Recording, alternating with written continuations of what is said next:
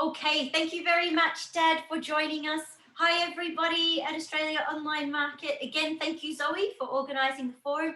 So, guys, it's a little bit later than what I'd hoped, but I'm here with the second post, and I have our guest star, Super Dad, Melbourne's favourite naturopath, John Catsicas. And as we mentioned earlier, John is going to be answering a few questions for us today in our little 5-minute mini interview on gut health. So that's what we're talking about. Now, by way of a quick intro, John has been a naturopath and homeopath for nearly 50 years, working in the Paran area of Victoria in Australia for our international guests.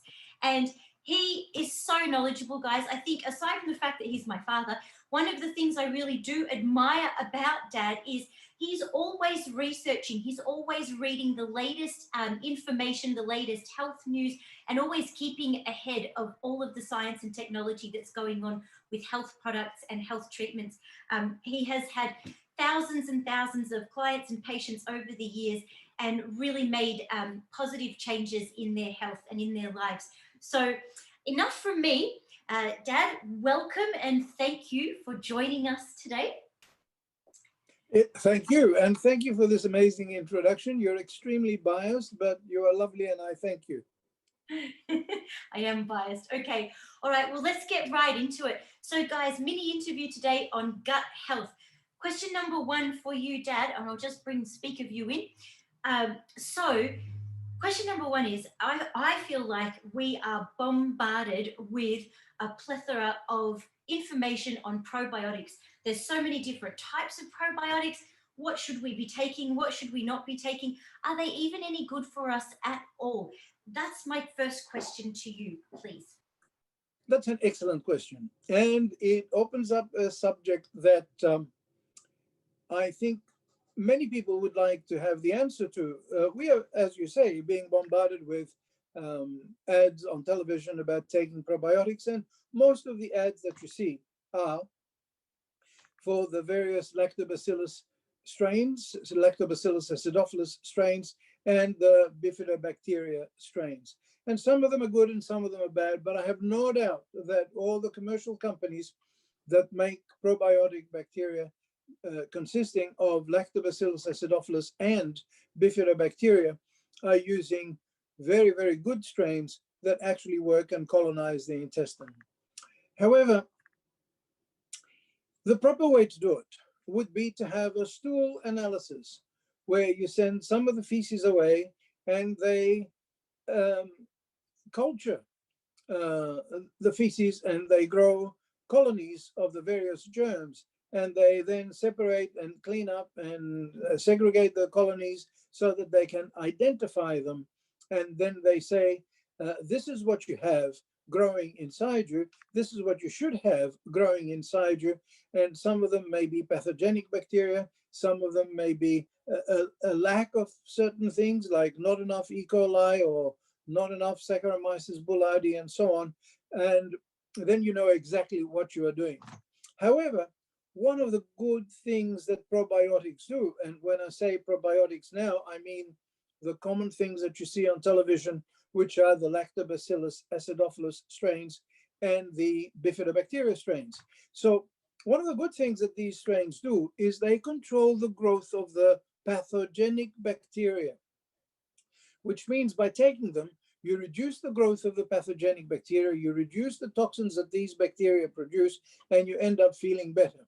And one way of doing this is to take them for 2 or 3 weeks and then stop suddenly. And if you feel that you felt better while you were taking the probiotics and you don't feel as good when you stop them, then you should continue them for a long while to go. The big thing about these commercially available preparations is that they variously 15 billion, 20 billion, 25 billion, 35 billion. Not so long ago, we had a strain that was 450 billion bacteria. But we now have something that is absolutely phenomenal. It is a strain of the best probiotics and bifidobacteria, together with the food that they require. They come together in a double little desiccated sachet, and the food is inulin and maize-resistant starch. Now, the inulin multiplies the bacteria by tenfold. The maize-resistant starch multiplies the bacteria by fivefold. And so when you consider that these bacteria in the sachets, when you chop up the top of the sachets and put them in a bit of water and let them relax for 2 or 3 minutes before you drink them, when you consider that these bacteria will be multiplied 50 times, the final result is not 10, 20, 30, 35, not even 450 billion, but an incredible 1,500 billion. And that is a very, very significant number. And it will go a long way towards controlling the growth of the um, Streptococcus and Staphylococcus, which are the nasty bacteria that you want to avoid. Now, occasionally, sometimes these bacteria that are in there do require some serious antibiotics. And here at the compounding pharmacy, we do a lot of prescriptions for very specialized antibiotics that don't get absorbed into the body, but remain in the gut and kill those pathogenic bacteria as they go through the alimentary canal. So that's the story on this bombardment of probiotics. The bigger the number, the better it is, so long as they are of good strains, which I repeat, I'm sure that all of them are. Dad. So my next question is, all right, that's the probiotic story and that explains the bombardment. But what else can we be doing for good gut health? Well, there's many things. Some are simple, some are more complicated. But one of the simple things that we can do for gut health is to take a good fiber supplement. Now, the reason I say this is because in every newspaper, magazine, article that talks about this, it says that here in Australia, we just don't consume enough fiber. And of course, fiber, we're talking about things like oats, we're talking about things like celery and asparagus and zucchinis, vegetables that have a lot of fiber to give us. And taking a teaspoon of good fiber a day will go a long way to improving gut health and the motility of the intestine so that we can get rid of the toxins day after day after day.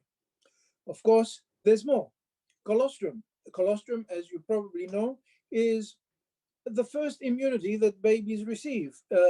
Mammals produce colostrum before the milk is produced. And what it does is it contains probiotics and prebiotics, and it is high in protective antibodies and white blood cells which destroy bacteria. Yeah, it's a nutrient-rich full fluid which is produced by these mammals immediately after giving birth. And it's loaded with growth and tissue repair factors.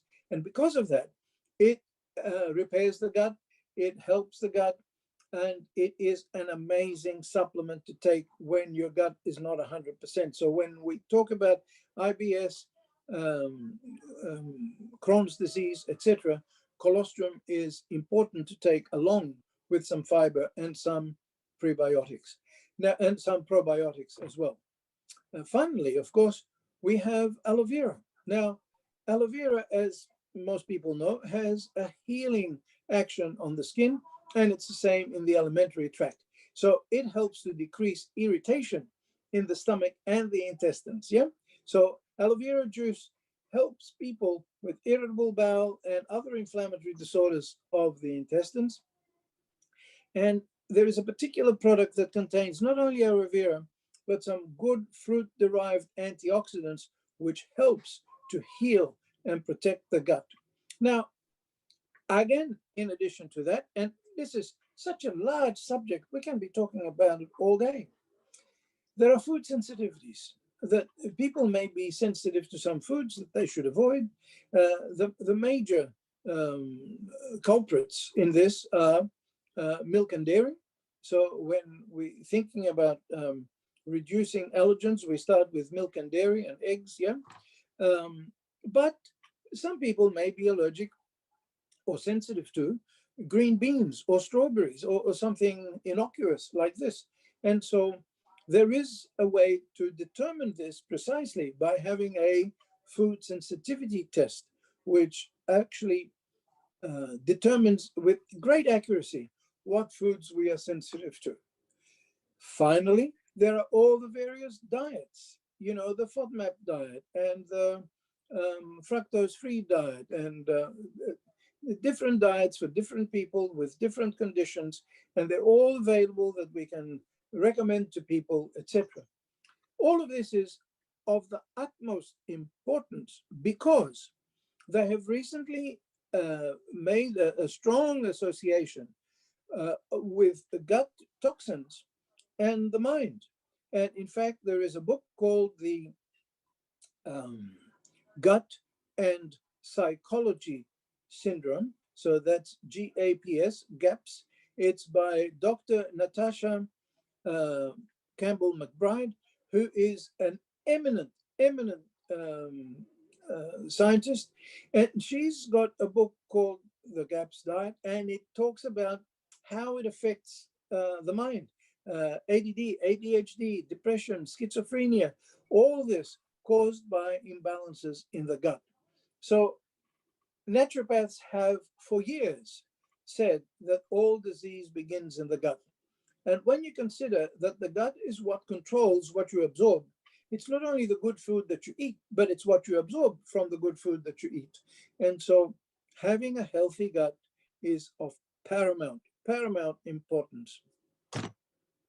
That's awesome. The really good answers. Thank you so much, Dad. And I know you could. I've actually been to some of Dad's talks, guys, when he's done the public speaking circuit on health. I know he can fill 2 hours full of gut health.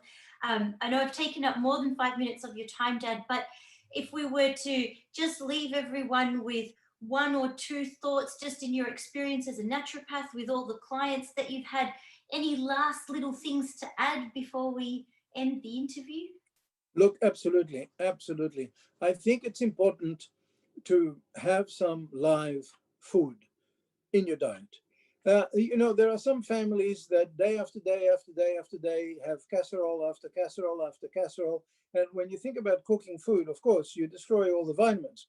And so it's of the utmost importance to have plenty of fresh vegetables and fruit. It's important, some of them, to be raw, to be eaten raw. And so we're talking about having a little bit of protein about the size of your palm. And if you're a vegetarian, then you know what proteins to get to replace chicken, fish, meat, etc. And the rest, all vegetables, lots of fresh vegetables, some of them cooked, many of them raw, to ensure that we get proper nutrition, we get all the live enzymes inside of us so that we can have a happy life and a happy gut. Okay, lovely. Thank you very, very much, Dad. Guys, that's it from Dad for today. So that was gut health in 5 minutes-ish today. As a reminder, tomorrow we've got John. I've booked him in for the whole week, like I said, and tomorrow we're talking about arthritis and joint health. So that will be a good one to tune into as well. So that's all for today. My third post for the day, guys, I'll be putting up some of these recommendations that we've just discussed with Dad. And until then, have a lovely evening, everyone. And Dad, thank you again so much. That was awesome. It's a pleasure. Thank you, Nicole. Thank you. Bye for now. Bye.